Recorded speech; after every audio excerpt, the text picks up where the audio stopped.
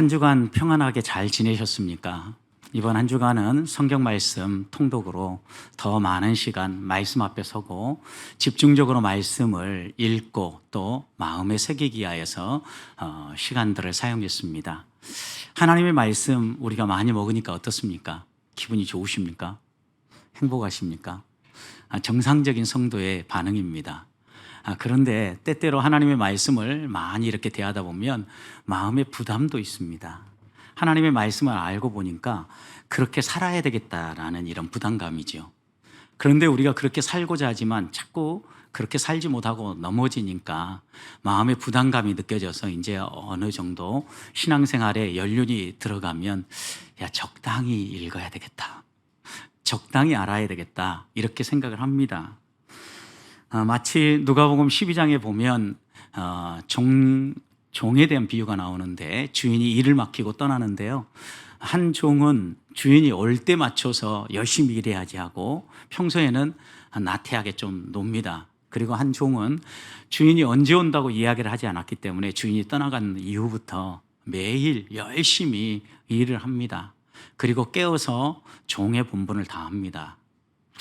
이런 비유를 들어서 제자들에게 말씀하실 때 제자들이 선생님 왜 무슨 이유 때문에 이런 비유를 저희에게 하십니까? 라고 물었을 때 예수님께서는 누가복음 12장 47절 말씀을 보니까 주인의 뜻을 알고도 준비하지 않은 사람은 그 뜻대로 행하지 아니하는 종은 많이 맞을 것이다 이렇게 얘기를 합니다.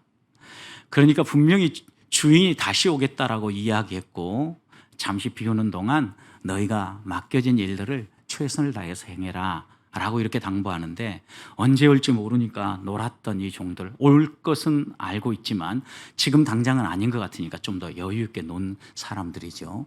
그런 종들은 많이 맞을 거라는 거예요. 근데 이 말씀을 딱 한 부분만 떼면 이런 거죠. 하나님 말씀 알고도 행하지 않으면 더 많이 맞는다, 더 혼난다. 그러니까 차라리 모르고 안 하는 것이 더 낫지 않겠는가 이런 생각을 합니다. 여러분 그런데 이것은요 하나 생각해야 될 것이 있습니다. 우리들의 착각입니다. 하나님의 말씀을 알고 깨달으면요 그 말씀이 우리 속에 들어와서 생명력이 있어서요 우리를 변화시키고 우리를 바꿔놓습니다. 그리고 또 우리가 그 하나님의 말씀을 따라 살아갈 수 있도록 우리를 인도합니다. 야고보 사도는 야고보서 4장 17절에서 만약 우리가 하나님의 말씀을 따라서 선을 행해야 된다라는 것을 알면서도 선을 행하지 않으면 그것은 죄다 이렇게 얘기합니다. 여러분 그러니까 이런 거죠. 우리가 보통 죄라고 얘기하면 하나님 앞에서 하지 말라고 하는 것, 법에 어겨 잘못한 것들 이런 것들만을 죄라고 생각하기 쉽습니다. 그런데 분명히 야고보는 이렇게 이야기하는 거죠. 선이라는 것을 우리가 행해야 되는데 선을 마땅히 해야 되는데 그것을 행하지 않는 것도 죄다 이렇게 얘기하는 거죠. 그러니까 그리스도인으로서 마땅히 해야 될 것을 하지 않고 차라리 모르는 것이 더 나으니까 안 해도 별 문제 없을 거지. 오히려 더 모르고 행했으면 알고 안 한 것보다는 덜 맞겠지. 이렇게 생각을 하면서 마음의 위로를 받곤 합니다. 혹시 여러분 가운데도 지난 한 주간 동안 성경 통독 못 참석하신 것 안타까워한 것이 아니라 내가 이 정도 알고도 지금 안 것도 못하는데 이 정도로만 신앙생활해도 나는 충분해 이런 마음이셨습니까? 여러분 이런 마음이 들면 이것은 사탄의 생각입니다. 여러분의 마음을 바꾸셔야 됩니다. 더 열심히 하고자 하는 마음이 우리 안에 생각이 더 풍성하고 또 하나님을 닮아갈 수 있도록 은혜를 구해야 합니다. 마치 바울이 로마서에서 죄가 더한 곳에 은혜가 더했다 하니까 은혜 더 많이 받으려고 제 지으로 여러분 다니겠습니까? 어리석은 행동이죠. 그 말의 의미가 아니죠. 우리가 하나님 앞에서 더 큰 죄를 받았을 때 그 큰 죄가 용서받았을 때 은혜가 더 크다라는 의미를 설명하고자 바울이 이런 말씀을 주신 것이지 은혜 받기 위해서 죄를 지으라는 의미는 아니지 않습니까? 그런 점에서 저는 우리 보배교회 성도들이 연초부터 말씀 사경에 또 이렇게 성경 통독 새벽 기도에 하나님의 말씀을 가까이 하고 하나님의 말씀에 푹 젖어드는 이런 삶을 사모하고 더 가까이 할 수 있기를 소망합니다. 하나님의 말씀을 가까이 하고 우리의 마음속에 품으면 우리 안에 소망이 생기는데 이 소망을 우리가 이루어가는 것이 아니라 이 소망을 하나님이 이루신다라고 이야기합니다. 빌립보서 1장 6절 말씀을 보면 너희 속에 착한 일을 시작하니 복음을 주시고 영생의 소망을 주시고 하나님 나라를 꿈꾸며 말씀을 따라 살아가고자 하는 꿈을 주신 분, 너희 속에 이 착한 일을 시작하시는 분은 하나님이시다. 하나님이 우리를 그렇게 변화시켰고 우리를 부르셨고 주 예수의 날까지 이 일이 완성되도록 인도하시리라 분명하게 약속하셨습니다. 오늘 말씀대에서도 바울은 똑같이 이야기를 합니다. 하나님의 뜻을 따라한 근심은 구원에 이르게 할 뿐만 아니라 너희를 생명에 이르게 한다라고 이야기하지 않습니까? 하나님의 말씀을 가까이 해야 하나님의 뜻을 알게 되어지고 그 하나님의 뜻을 따라 근심도 하고 내 삶을 하나님의 뜻에 맞추어 바꿔가고자 몸부림칠 거 아닙니까? 그런 점에서 우리가 하나님의 말씀을 사모하고 하나님의 말씀을 가까이 하는 것은 우리에게 꼭 필요한 거예요. 하나님의 말씀을 대할 때 우리의 마음속에 우리의 삶 속에 들어올 때 때때로 우리의 입에 맞지 않은 음식을 먹을 때 우리의 입에 쓰고 거칠고 우리의 몸이 거부 반응을 보이는 것과 마찬가지입니다. 하나님의 말씀을 읽을 때 그 말씀이 우리 몸에서 완전히 소화되고 체화되어서 우리의 삶으로 드러나기까지는 소화의 과정이 필요하다는 거예요. 그래서 바울도 이 고린도 교회의 산적에 있는 문제들을 바로 잡고자 엄한 편지를 써서 보내죠. 엄중하게 너희가 고치지 않으면 멸망당할 거에 대한 경고를 하면서 엄중한 편지를 써요. 오늘 5절 말씀을 보십시오. 이런 편지를 쓰고 나서 마게도냐에 이르렀을 때 바울의 심령이 매우 불편했어요. 육체가 편하지 못했고 사방으로 환난을 당하면서 밖으로는 다툼이 있었고 안에는 두려움이 있었다라는 거예요. 여러분, 여러 가지 복음을 전하면서 다툼이 있었고 안으로는 두려움이 있었는데 어떤 두려움입니까? 지금 고린도 교회를 향하여서 편지를 써 보낸 것도 이 편지를 고린도 교회가 엄중히 받고 또 그들의 삶을 고치면서 믿음의 길을 걸어갈 건지 아니면 거짓 선생들의 유혹에 넘어가서 자신의 존재를 부인하고 또 편지의 내용들을 거부할 것인지 마음속에 두려움이 있었던 것입니다. 그런데 이런 근심 가운데에서도 무엇이 옳은 일인가, 무엇이 바른 일인가 결정하고 그가 엄중한 편지를 써 보냈을 때 어떤 결과가 주어집니까? 8절 보십시오. 그러므로 내가 편지로 너희를 근심하게 한 것을 후회하였으나 이 편지는 고린도전서를 말하는 게 아닙니다. 아마도 유실되었을 것으로 예상하는 엄중한 너희의 행동을 고치라고 엄중하게 써내려간 바울의 편지를 아마 의미할 거라고 이야기를 합니다. 내가 편지로 너희로 근심하게 한 것을 후회하였으나 지금은 후회하지 않는다. 왜냐하면 그 편지가 너희를 근심하게 만들었고 그 근심이 회개의 구원에 이르는 회개를 하도록 하였기 때문이다. 그래서 디도가 오므로 너희들이 회개하고 깨끗한 행동으로 변화되었다는 이야기를 듣고 내가 위로를 받았다. 오히려 하나님께 감사한다. 이렇게 고백하지 않습니까? 여러분 보십시오. 우리도 하나님의 말씀을 가까이 하고 집중적으로 하나님의 말씀을 대하면 때때로 우리가 소화를 다 하지 못하고 우리의 마음이 불편할 수 있습니다. 그러나 이 말씀이 계속해서 지속적으로 우리로 근심하게 만들고 우리를 또 도전해 오면 우리 안에 계신 성령께서 말할 수 없는 탄식으로 우리를 다듬으심으로 우리가 하나님의 은혜 안에서 하나님을 닮은 모습으로 변화되어 갈 수 있다는 겁니다. 그래서 바울은 오늘 우리에게 이렇게 얘기한 겁니다. 이렇게 교훈하는 겁니다. 고린도 교회여 근심하라. 보배 교회여 근심해라. 무엇을 근심하라는 것입니까? 어떻게 근심하라는 것입니까? 오늘 10절 말씀을 보면 첫 번째 하나님을 따라서 근심하라고 이야기를 합니다. 하나님의 뜻대로 하는 근심은 후회할 것이 없다라고 분명히 이야기하죠. 여러분, 후회할 것 없는 근심을 이야기하는 거죠. 두 종류의 근심을 얘기합니다. 후회할 것이 없는 근심이 있다면 후회할 근심도 있는 거죠. 그런데 두 종류의 근심이 어떤 근심입니까? 하나님의 뜻대로 하는 근심이 있고 하나는 세상 근심이에요.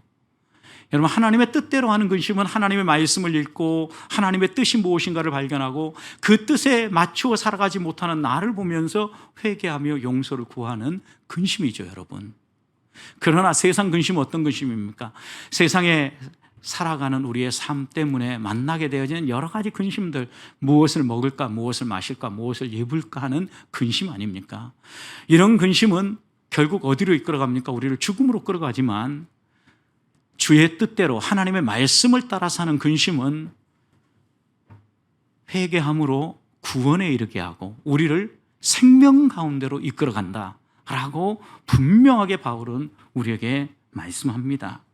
자, 그렇다면 어떻게 하는 근심이 하나님의 뜻을 따라하는 근심일까요? 하나님의 뜻을 따른다라는 것은 하나님을 따라 살아간다는 거예요. 그래서 하나님의 뜻을 따라 근심한다는 것은 하나님을 따라 근심한다라는 거예요.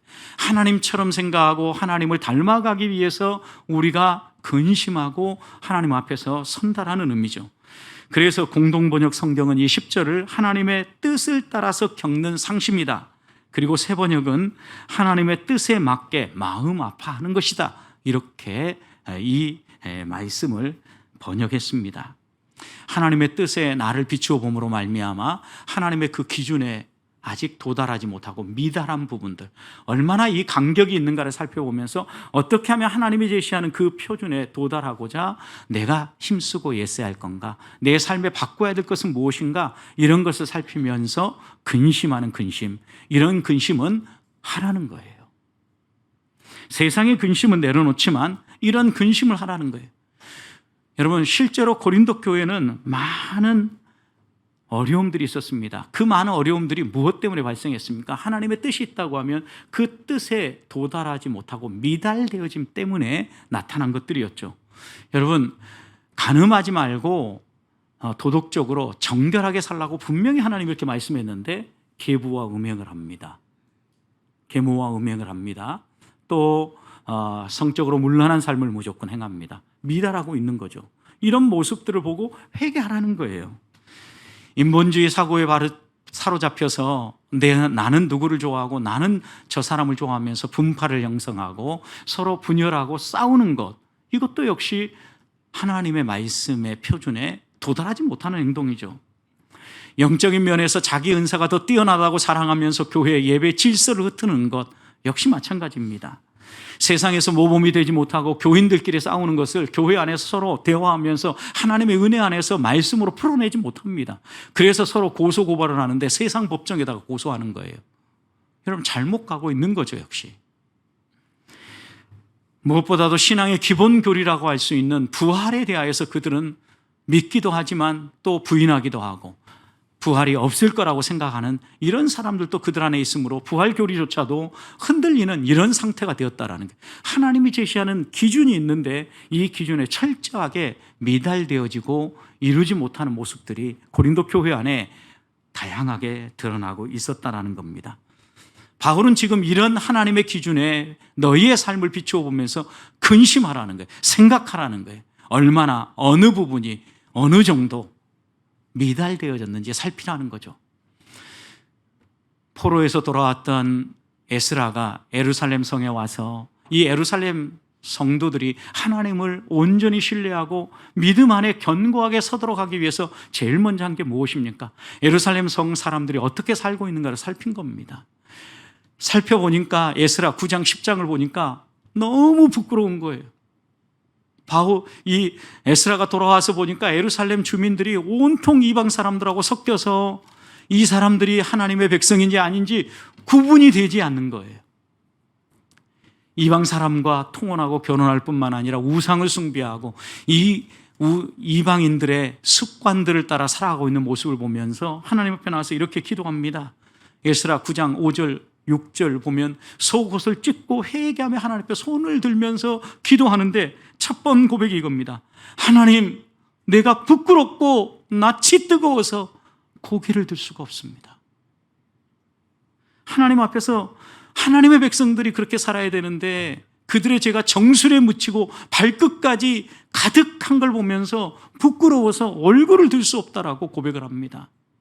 그러면서 하나님 앞에 기도하면서 이 백성이 회개하고 바른 길을 갈 수 있도록 은혜를 구한 다음에 백성들에게 선포하죠.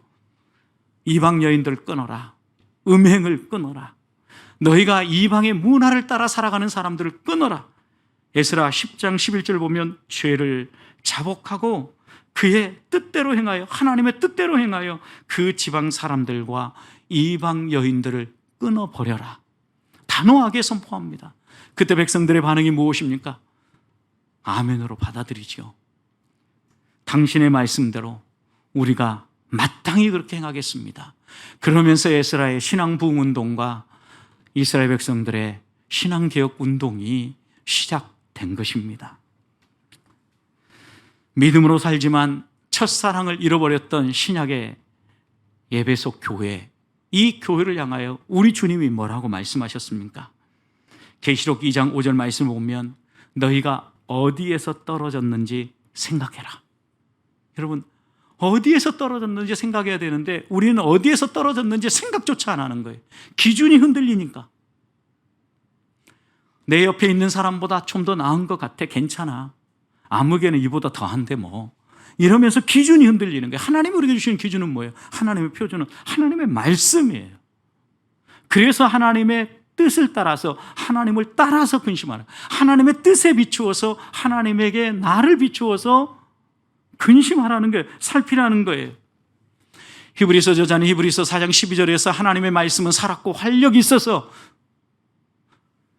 하나님의 말씀이 우리에게 들어오면 살아있을 뿐만 아니라 활력이 있어서 좌우의 날선 어떤 예리한 것보다도 날카로워서 우리의 심령과 골수와 관절과 모든 우리의 마음속에 깊이 숨겨져 있는 것까지 찔러 쪼개며 수술한다라는 거예요. 여러분, 그러니 하나님의 말씀을 품지 않으면요, 변화될 기회조차도 놓쳐버리는 거예요. 근심조차도 없는 거죠. 근심이 있어야 하나님 앞에 나가서 회개도 하고 하나님의 은혜도 덧입고 하나님을 닮아가기도 하는 건데, 우리의 생명의 안내자이며 우리의 삶의 밝은 등불이라고 고백하며 하나님의 말씀을 가까이 해야 됨에도 불구하고 그 말씀을 가까이 하지 않는 것이 문제라는 거예요. 말씀 앞에 서야 우리 자신을 제대로 볼 수 있습니다. 하나님 앞에 서야 우리가 보이기 시작하는 겁니다. 한 주간 살아가는 동안 하나님 앞에 서십시다. 그리고 하나님의 말씀 앞에 서십시다. 하나님의 말씀을 따라, 하나님의 뜻을 따라 우리 자신을 살피며 무엇이 미달되고 무엇이 부족한지 근심하고 기도하십시다. 바울이 교회를 향하여서, 우리를 향하여서 교회여 근심하라고 말씀하는 이 말씀의 의미를 마음에 다시 한번 새기면서 한 주간 하나님의 뜻을 따라 근심하는 성도들이 되시기를, 세상 근심 내려놓고 하나님을 따라 근심하는 성도들이 되시기를 주님의 이름으로 축복합니다. 두 번째, 우리들이 해야 될 근심은 또한 어떤 근심입니까? 10절 말씀을 보면 후회할 것이 없는 구원에 이르는 회개하는 근심입니다. 여러분, 우리의 마음속에 하나님의 말씀의 기준에 비교해서, 하나님의 뜻에 비교해서 미달된 것을 살폈다고 하면 그 다음 우리의 마음속에 뭐가 있어야 됩니까? 깊이 생각하고 근심했다면 그 다음에는요, 회개가 있어야 된다. 회개. 여러분, 회개하기 위해서는요, 우리가 제일 먼저 하나님의 말씀의 기준에 비교해서 내 삶이 거기에 미치지 못함에 대한 죄책이 있어야 돼요. 여러분, 죄의식만으로는 안 돼요. 우리는요, 죄를 지을 때 딱 느껴요. 죄의식이 있어요. 그런데도 여러분, 죄의식이 없어서 우리가 죄를 안 짓는 게 아니죠. 문제는 죄책이에요. 죄책. 좀 더 강하게 표현하면 죄책감이 우리 안에 없는 거예요. 여러분, 죄책감이 생기면요, 죄책이 있으면 그 다음 우리에게 이어서 오는 반응이 뭐냐? 수치스러움이에요. 하나님의 말씀을 알고 거듭나고 하나님의 자녀고 하나님이 놀라운 십자가 보혈 구속의 은총을 덧입었음에도 불구하고 그렇게 살아가지 못하는 우리들을 보면서요, 수치스러움이 느껴진다고요. 이 수치스러움 다음에 이어오는 것은 애통함이에요. 이 애통함에 이어서 그 다음에 다가오는 것이요, 회개 여러분. 문제는 우리들이 죄를 지어도요, 어떻게 반응을 하냐면 하나님 앞에 나가서 무릎 꿇고 기도하고 주님 용서해 주십시오, 끝. 변화가 안 일어나는 거예요. 어제 지은 죄 내일 또 짓고요, 지난주 지은 죄 이번 주 또 짓고요, 넘어지고도 또 넘어져요. 그러면서 하나님 앞에 나와서는 이렇게 고백하죠. 하나님, 육신이 연약해서요. 천만의 말씀이에요. 우리의 육신이 연약한 것이 아니라 믿음이 부족한 거예요. 하나님의 말씀을 바로 이해하지 못하는 거예요. 하나님의 말씀을 따라 우리가 정말 하나님의 뜻대로 근심했다고 하면 하나님의 말씀의 기준에 나를 돌아보면서 스스로를 책망하고 스스로를 질책하는 일이 필요하다고요. 잘못 살고 있는데도 책망하지도 않고 질책하지도 아니하고 그냥 하나님 앞에 나와서 한번 기도하고 주일 예배 드렸으니까 괜찮을 거야. 한 주 아무런 문제 없이 지나갈 거야. 이렇게 신앙생활하는 것은요, 어리석은 신앙생활이에요. 죄책과 함께 수치스러움과 슬픔이 나를 계속해서 도전하고 흔들므로 말미암아 애통하며 회개하며 기도할 때 그 하나님의 뜻대로 하는 근심이 우리를 생명 가운데로 이끌어가고 구원에 이르게 한다는 말씀입니다. 11절 말씀을 보십시오. 그래서 하나님의 뜻대로 하는 근심은요, 반드시 이런 표지가 나타나요. 너희를 얼마나 간절하게 하며, 너희를 얼마나 변증하게 하며, 얼마나 분하게 하며, 얼마나 두렵게 하며, 얼마나 사모하게 하며, 얼마나 열심 있게 하며, 얼마나 벌하게 하였는가. 7가지 표지를 점검하라는 거예요. 하나님 앞에서 죄책감을 가지고 정말 하나님의 뜻대로 살고자 애통하며 하나님의 은혜를 구하는 사람이라면 이런 감정들, 이런 표지들이 우리에게 있어야 되는데, 첫 번째는요, 간절함이에요. 무엇에 대한 간절함입니까? 하나님의 말씀대로 진실하게 살아가고자 하는 간절함이에요. 세상에 온통 거짓으로 가득 타 있는데도 진실하게 살고자 하는 간절함이 없으면 우리가 하나님의 뜻대로 근심하지 않은 거예요. 두 번째 표지는요, 감정적 변화예요. 우리를 얼마나 변증하게 하느냐라고 이렇게 고백했는데, 진정한 회개는요, 자신이 가장 잘 알아요. 감정의 변화가 일어나고요, 행동의 변화가 일어나는 거예요. 감정적 변화와 행동적 변화로 어떻게 하라는 거예요? 너희가 회개했다라는 것을 변증하라는 거예요. 나타내 보이라는 거예요. 우리는요, 하나님 앞에 입술로만 고백하고 변증하지 않아요. 하나님 앞에서 우리를 증명해 보이라. 감정적 변화와 행동의 변화를요. 세 번째 표지는요, 분개해야 돼요. 무엇에 대해서 분개합니까? 죄에 대해서 혐오하고 분개하는 마음이 있어야 돼요. 죄를 볼 때 몸이 건조하게 대하다 보니까 계속 죄를 짓는 거예요. 근데 이게 죄라고 하면 혐오해야, 혐오식품을 우리가 멀리하는 것처럼 죄를 혐오해야 죄를 멀리하고 의롭게 하나님의 백성답게 살아갈 거 아니에요. 네 번째 표지는요, 두려움이에요. 무엇에 대한 두려움이에요? 내가 하나님 앞에서 살고 있다. 하나님이 내 행동을 살피신다. 하나님을 두려워하는 마음이 있어야 돼요. 여러분, 그래야 하나님 앞에 살고 하나님을 두려워하는 마음이 있어야 죄가 우리에게 다가올 때 물리치고 사단아 물러가라 선포할 수 있는 믿음의 담력이 우리 안에 일어나는 거예요. 다섯 번째는 사모함이에요. 무엇에 대한 사모함입니까? 하나님의 뜻을 따라 살아가는 의에 대한 사모함이에요. 열심입니다. 여섯 번째는 옳은 일을 행하고자 하는 열심이에요. 하나님이 하지 말라고 하는 일들만 하지 않고 소극적으로 살아가는 것이 아니라 하나님이 우리에게 하라고 하는 적극적으로 선포하는 모든 일들, 옳은 일들을 행하고자 하는 열심이 있어야 돼요. 마지막 이거 놓치지 말아야 됩니다. 마지막 표지는요, 벌이에요. 벌. 우리는요, 하나님의 말씀대로 살지 않고 내 마음대로 살면서도 나 스스로를 벌하지 않아요. 그러니까 예수님이 십자가 위에서 죽으셨다라는 이 고백 한마디로 우리의 모든 죄를 상쇄시켜 버리는 거죠. 실제로 우리의 모든 죄를 짊어지고 예수님이 대속의 죽음을 죽으신 게 사실이에요. 그런데 하나님의 말씀대로 살지 못한 잘못에 대해서 내가 내 스스로 나를 체벌해야 돼요. 응보가 있어야 된다고. 죄에 대한 응보가 있어야 된다고. 나를 얼마나 벌하게 하는가. 여러분, 하나님 앞에서 내가 잘못 살았을 때 하나님 말씀대로 살고자, 하나님, 내가 이렇게 잘못할 때마다 한 끼 금식하겠습니다. 다짐하면서 금식하면서 내 그 잘못을 점검하는 거예요. 자꾸 보는 것이 문제를 일으키면은 하나님, 세상을 보는 것보다 주의 말씀을 더 봐야 되겠습니다. 하나님 말씀 제가 1시간 동안 꼬박 앉아서 말씀을 더 가까이 하겠습니다. 이런 무슨 응보가 우리에게 있어요. 이것이 얼마나 너희로 벌하게 하느냐라는 거예요. 여러분, 이런 지표가, 이런 표지가 우리에게 나타나야 하나님의 말씀을 따라 애통하며 회개에 이르는 근심을 하는 거예요. 이렇게 하나님 앞에서 회개하고 돌아서야 우리의 삶의 변화가 일어나는 거죠. 그래서요, 우리의 삶의 계획은 어디에서부터 시작한다고 이야기합니까? 근심에서 시작. 근심. 어떤 근심입니까? 하나님의 뜻을 따라 하는 근심에서 시작되어진다라는 거예요. 생각이 변화되지 않으면 행동이 바뀌지 않아요. 생각이 변화되기 위해서는 내 생각이 옳은지 그른지 하나님의 말씀에 비추어서 살펴야 돼요. 그리고 하나님의 말씀대로 생각하지 못하는 것들에 대해서는 근심하고 하나님의 말씀대로 생각하고 행동하기 위해서 하나님의 은혜를 구해야 된다는 말씀입니다. 하나님의 뜻대로 살고자 하지만 여전히 살지 못하는 우리의 연약함을 애통해하고 슬퍼하는 마음이 있어야 된다고요.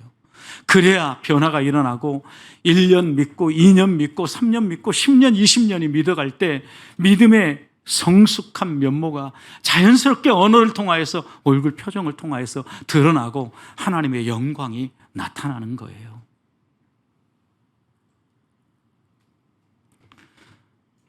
어제 오랜만에 친구들이 만났습니다.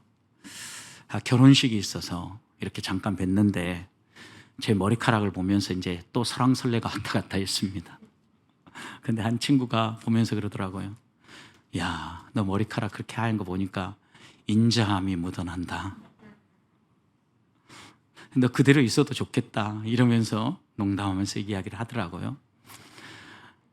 그러면서 곰곰이 생각해 보니까 머리카락을 까맣게 물들여도 이제 신앙생활에 온 지가 50년, 60년이 넘어간다면 인자함이 묻어나야죠. 주님을 닮은 모습이 드러나야죠. 외모를 바꿈으로 드러나는 것, 마음에 찔림이 있더라고요. 회개해야 합니다. 우리가 절절하게 하나님 앞에서 회개하지 않으니 이런 애통함이 사라지니 변화가 일어나지 않는 거예요. 사랑하는 성도 여러분, 근심이라고 해서 무조건 피하지 맙시다. 하나님의 뜻대로 하는 근심은 꼭 필요합니다. 해야 합니다. 그래서 바울은 오늘 우리에게 근심하라 라고 당부하는 겁니다. 하나님을 따라 근심함으로 우리의 삶을 다듬고 11절 마지막을 보십시오. 결국 고린도 교회가 어떻게 되었다라는 거예요. 이렇게 7가지 표지를 따라서 근심함으로 일체 너희 자신의 깨끗함을 나타내었느니라. 이건 누가 한 말이에요? 바울이죠. 바울이 디도를 통하여서 고린도 교회 성도들을 회개하고 깨끗하게 그들의 잘못들을 돌이켜서 신앙을 바로잡았다라는 거죠. 그래서 일체 모든 부분에 있어서 깨끗함을 드러냈느니라. 우리도 이렇게 살아야 되지 않겠습니까?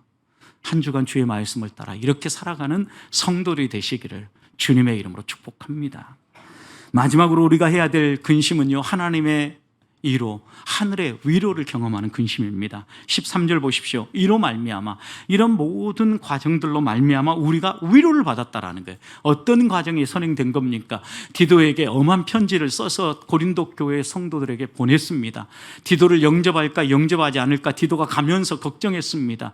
이제까지 바울을 거짓 선생이라고 음해하는 사람들이 있었기 때문에, 또 바울의 복음을 의심하는 기류가 고린도 교회 안에 있었기 때문에 디도를 제대로 영접할 것인가에 대한 근심도 있었습니다. 걱정도 있었습니다.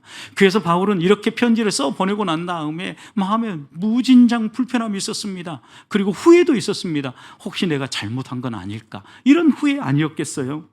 그런데 이런 후회와 이런 근심이요, 한순간에 사라져요. 그래서 잠시 후회했다라고 얘기하죠. 잠시 후회하고 하나님이 주시는 위로로 그가 위로를 받았다라고 고백을 하는데, 그 위로가 어떻게 주어집니까? 디도의 오므로 주어졌다고 얘기해요. 디도가 와서 어떤 소식을 전해준 겁니까?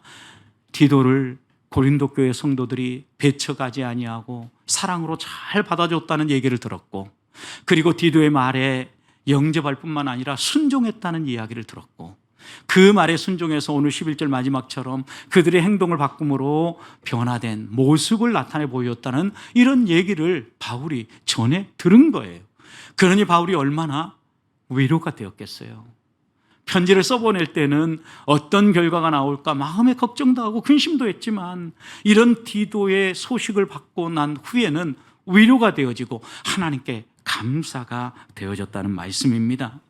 여러분, 이런 과정을 통해서 한번 생각해 보십시오. 이 위로를 누가 주었습니까? 하나님이 주신 거죠. 왜요? 디도가 갔을 때 디도를 영접할 수 있도록 고린도 교회 성도들의 마음을 만져주시고, 또 디도의 손에 들려진 이 편지를 그들이 읽었을 때 그 말씀에 따라서 자신의 삶을 돌아보며 회개할 마음, 자신의 잘못된 행동들을 고칠 마음, 하나님이 그 안에서 일하시지 않았겠어요? 말할 수 없는 탄식으로 우리를 위해서 간구하는 성령께서 고린도 교회 성도들 속에서도 일하지 않으셨겠어요? 결국 이렇게 변화되어서 깨끗하게 되니까 그것으로 인하여서 바울이 위로를 받았습니다. 그러면 이 위로는 디도가 준 위로입니까? 고린도 교회 성도들이 준 위로입니까? 천만의 말씀입니다. 하나님이 주신 위로입니다. 여러분, 그래서 하나님의 뜻대로 하는 근심은요, 하늘 위로를 얻게 한다라는 거예요. 하나님의 나라, 하나님의 뜻을 마음속에 품고 근심하며 달려가면요, 반드시 하나님이 위로하신다라는 것을 약속한 거예요. 사랑하는 성도 여러분, 하나님의 뜻대로 근심해야 하늘 위로를 경험할 수 있습니다. 세상적인 것, 외형적인 것, 이 땅의 것으로 근심해 보십시오. 위로가 아니라 낙심하기 쉽습니다. 다른 사람과 비교하게 되어집니다. 뒤처진 것 때문에 마음 아파합니다. 주저앉게 되어집니다. 그러나 하나님의 뜻을 생각하고 하나님의 뜻에 못 미친 것들을 다듬고 하나님의 뜻에 따라 살아가기 위해서 기도하면 하나님이 우리를 위로하신다라는 거예요. 때때로 하나님이 위로하시되 우리의 속마음만 만져주시고 낙심한 마음만 일으켜준 것이 아니라 환경도 변화시켜 주시고 물질도 주시고 여러 가지 다양한 면모로 우리를 바꾸기도 하십니다. 그러나 우리의 환경을 바꾸고 물질의 복을 주시고 우리의 모든 걸 채워주시는 방식으로만 위로하진 않아요. 어떤 분들은 교회 나올 때 예수 믿으면 복 받는다라는 복음을 듣고 교회 나옵니다. 실제로 복을 받지요. 그래서 그들은 기도합니다. 하나님, 제가 물질적으로 이렇게 어려운데, 또 자녀가 이런 문제가 있는데, 우리의 가정에 이런 문제가 있는데, 남편의 직장에 이런 문제가 있는데 해결해 주시고 복 주십시오 라고 기도합니다. 하나님이 때때로 이런 기도에 들어주시기도 하지만 응답이 안 될 때도 있다라는 거예요. 일반적인 일이 아니에요. 하나님이 정말 우리에게 주시고자 하는 복은 어떤 복입니까? 영생의 복이죠, 여러분. 하나님의 뜻을 우리가 발견하면 내 뜻을 하나님의 뜻에 맞춰야 되는데, 우리는 하나님이 우리에게 주시는 기도라는 도구를 통하여서도요, 하나님의 뜻을 내 뜻에 맞추려고 해요. 마치 알라딘의 요술 램프처럼 요술 램프를 비비면 종이 나와서 주인님, 제가 무엇을 해드릴까요? 이렇게 이야기하는 것처럼 우리는 하나님을 나의 종으로 부리려고 한다는 거예요. 여러분, 기도하면서 한두 번 기도하고 여러 번 기도해도 해결되지 않으면 어떻습니까? 그 다음에는 내 뜻을 바꿔야죠. 바울도 자신의 육체에 있는 가시를 해결하기 위해서 계속해서 여러 번 기도했습니다. 그때 하나님이 내 은혜가 내게 족하다는 말씀을 주실 때 어떻게 합니까? 바울은 하나님이 내게 주신 연약함을 통하여서 하나님의 영광을 드러내려고 하시나 보다 믿음으로 용납하고 받아들였어요. 가시가 사라지게 해달라고 기도하지 않았다라는 거예요. 하나님의 뜻에 내 뜻을 맞춘 것이지 내 뜻에 하나님을 맞추고자 끝까지 때를 쓰며 기도하지 않았다라는 거예요. 성도 여러분, 우리의 신앙생활의 본질이 무엇인가 놓치지 마십시다. 어떻게 하나님의 위로를 받을 수 있습니까? 내 뜻대로 끝까지 땡깡을 부르므로 하나님께 내 원하는 것을 간구함으로 위로받는 것이 아닙니다. 하나님의 뜻에 나를 맞추는 것입니다. 하나님의 뜻대로 하는 근심은 하나님을 따라서, 말씀을 따라서 하는 근심입니다. 말씀의 기준에 비교해서 내가 거기에 미치지 못하는 것을 돌아보면서 하나님 앞에서 구원에 이르는 회개를 하는 것입니다. 나의 잘못한 것, 미달한 부분에 대해서 죄책과 애통함과 슬퍼함을 가지고 회개하는 것입니다. 7가지 표지들이 우리 안에 드러나는가를 보면서 하나님 앞에서 회개하는 것입니다. 그럴 때 우리들이 정화되어지고 깨끗함에 이르는 것입니다. 정화되고 깨끗함에 이름으로 말미암아 나도 위로받고 이웃도 위로하고 믿음의 공동체가 함께 하나님의 위로를 덧입는 것입니다. 저는 우리 보배교회가 이렇게 한 주간을 살아가고 믿음의 발걸음을 내딜 수 있기를 주님의 이름으로 축원드립니다.